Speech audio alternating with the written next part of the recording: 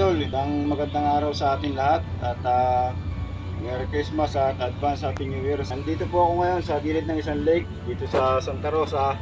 Dito ko po gagawin ang ating 25 usap for 25 days. So ito na guys, dito na po ako mag-usap ngayon.